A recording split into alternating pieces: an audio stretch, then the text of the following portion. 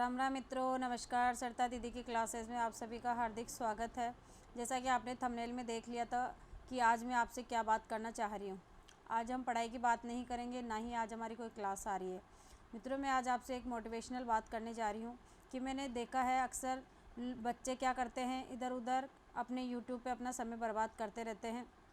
कभी इस टीचर के नोट्स ले लिए, कभी इस टीचर का चैनल देखा, वहाँ से निकले दूसरे चैनल पे गए, सारे दिन भर उनका यही चलता रहता है। और मित्रों, मैंने ये देखा है कि पढ़ाई वाले जो एजुकेशन वाले जो वीडियो होते हैं, जो कि हमारे बेहद काम के होते हैं, कि वहाँ पे लोग कम ध्यान देते हैं, उन चीज़ों को लोग कम पसंद करते हैं, कम देखते हैं।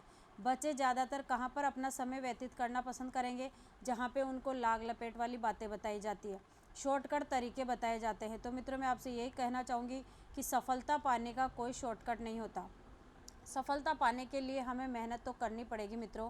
बिना मेहनत, बिना प्रयास किए और बिना हमारी लगन के हमको कोई भी हमारा सफलता हासिल नहीं हो सकती है। इसलिए मित्रों, आप सिर्फ परिश्रम करें, जी जान लगाकर मेहनत करें और अपना जो लक्ष्य आपने बनाया है, रोज़ाना आप उस लक्ष्य को याद रखें, अपने सपने को अपने याद रखें कि हमने कौन सा सपना देखा है, हमारा लक्ष्य क्या है।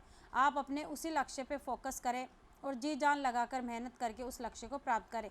मित्रों, मैंने कई बार देखा है कि लोग ऐसे वीडियो को देखना पसंद करते हैं जहाँ पे बार बार में ये बताया जाता है आप कुछ ही महीनों में कैसे तैयारी करके पास हो सकते हैं, आपके लिए काम की बातें, आप ये मंत्र पढ़िए, आपसे आप एग्ज़ाम पास कर पाएंगे।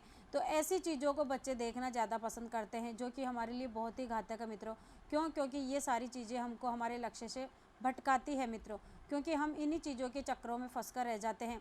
और मित्रों, दूसरी बात मैं ये कहना चाहूँगी कि आप बार बार पूछते रहते हो कि हमें कौन से बुक्स पढ़नी चाहिए, कौन से नोट्स पढ़ने चाहिए।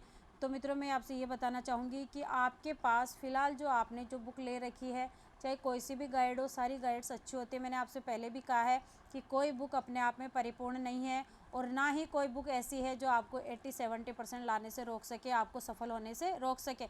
बस शर्त यही होती है कि हमें उसका सारा मैटर अच्छे से पढ़ाई करना होता है।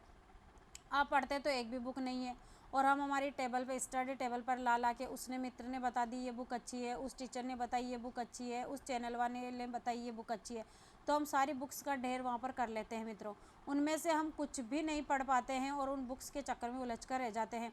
आप अपनी टेबल पर सिर्फ और सिर्फ एक शॉर्ट एंड स्वीट मैटर रखिए, जिसको कि आप पढ़ सके आसानी से उस मैटर को कवर कर सके। और रही बात नोट्स की, तो मित्रों, नोट्स बनाने के लिए सबसे पहले आपको एक बार उस बुक को अच्छे से पढ़ना होगा। उसके बाद आप ये देखें, या तो आप बुक पढ़ते समय आपको जो उसमें इम्पोर्टेंट लगता है आप उस पर अंडरलाइन करते चलिए कि ये इस चीज़ में, इस चैप्टर में ये बातें इंपॉर्टेंट है, आप उन पर अंडरलाइन करते चलेंगे। और जब आपका वो चैप्टर कंप्लीट हो जाता है, आप अपनी नोटबुक में उन चीज़ों को नोट डाउन कर लीजिए। ये होता है सबसे पहले नोट्स बनाने का एक पहला तरीका। तो जब उसके बाद आप पूरी बुक को पढ़ लेते हैं और पूरी बुक के जो आपने लाइनर किया है, हाइलाइटर किया है, उन सारे नोट्स को अगर आपने एक बार अपने कॉपी में नोट डाउन कर लिया है और उन चीज़ों को आपने एक बार रिवीजन कर लिया है, तो उसके बाद में आप दोबारा नोट्स बनाइए और उन नोट्स को जितना हो सके शॉर्ट एंड स्वीट बनाइए। और उन नोट्स में आप उन्हीं चीज़ों को सम्मिलित कीजिए जो चीज़ें आपको याद नहीं हो रही है या जो बहुत ज़्यादा इंपॉर्टेंट है लेकिन आपको याद नहीं हो रही है, तो उन चीज़ों को आप उन नोट्स में शामिल करें। जिससे आपको क्या होगा कि एग्ज़ाम टाइम में वो चीज़ें आपको याद करने में और रिवीजन करने में आसानी रहेगी। नोट्स का मतलब ये नहीं होता है मित्रों कि हम सारी लाइन टू लाइन सारी बुक की वापस अपने नोट्स पेपर में या रजिस्टर में उतार लें, तो ये तो होता है नोट्स का तरीका।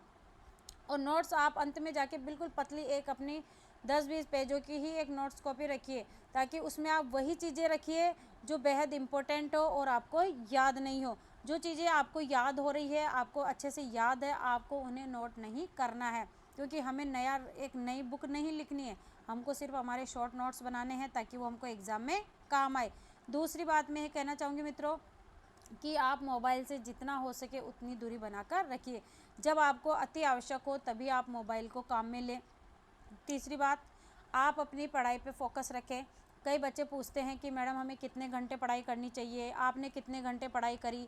तो मित्रों, मैं ये कहना चाहूँगी, सबका पढ़ाई करने का अपना एक अलग अलग तरीका होता है, सबकी परिस्थितियाँ अलग होती है। अगर कोई हाउसवाइफ है तो उनको समय कम मिलता है, तो वो अपने हिसाब से सुबह शाम या रात को कैसे भी करके वो अपना समय निकालती हैं। तो सबकी एक अलग अलग परिस्थिति होती है और सबकी पढ़ाई करने की जो क्षमता होती है वो भी अलग अलग होती है मित्रों। किसी को 2 घंटे में कोई चीज़ याद हो जाती है तो किसी को 1 घंटे में वो चीज़ याद हो जाती है।